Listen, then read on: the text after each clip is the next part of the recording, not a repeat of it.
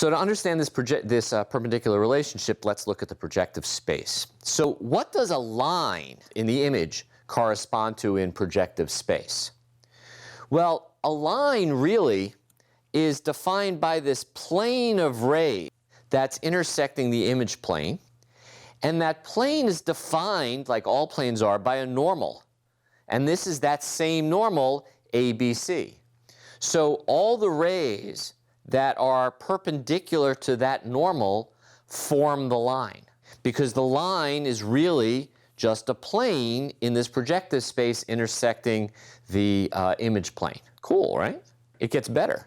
Oh, and we can write this very simply in the same vector notation I was showing you before. So it's essentially, in fact, you know what, let's say L transpose P if I wanted to write it that way, right? So that's in vector notation. And the thing to think about is that in projective geometry and in this homogeneous coordinate system, a line is also a homogeneous 3-vector. So a point is a homogeneous 3-vector, but a line is also a homogeneous 3-vector.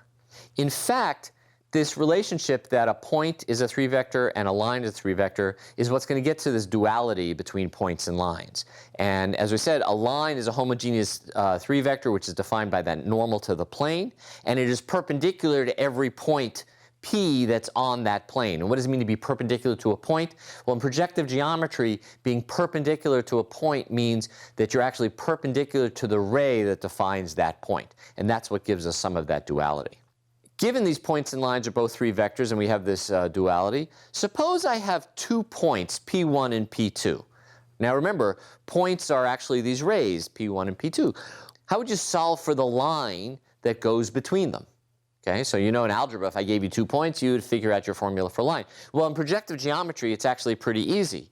Since L here is just perpendicular to both P1 and P2, well, you remember how to get a perpendicular vector given 2 other vectors. You just take their cross product.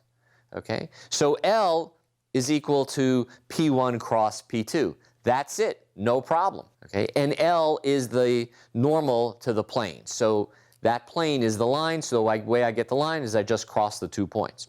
Very easy. Let's keep going. What is the intersection of 2 lines? Okay, so remember now, I've got a line L1 and L2, and remember that they're actually planes, and what I'm showing you here are the lines that are made up of the planes, where the planes intersect the image plane. So the L1 plane gives you this, the L2 plane gives you that, okay? Well, just a little bit of thinking here, and you realize if the point P is perpendicular to L1 and point P is perpendicular to L2, okay, then what I need is a line that is perpendicular, or I need a point whose ray is perpendicular to L1 and L2, all right? Well, that's easy.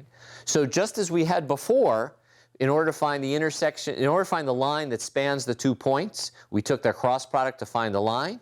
In order to find the point that's the intersection of 2 lines, I just take the cross product again.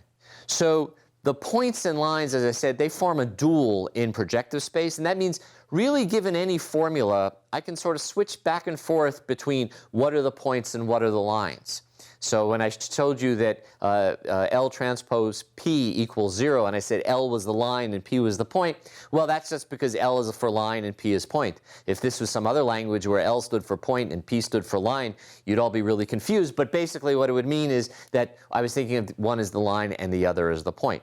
We're going to make use of this not in the next lesson, but in the one later when we talk about fundamental matrices, where, just to give you forward looking a little, remember that if I have a point in a stereo image, it has to appear somewhere on a line in the other, that's the epipolar line, and vice versa, these pair of epipolar lines.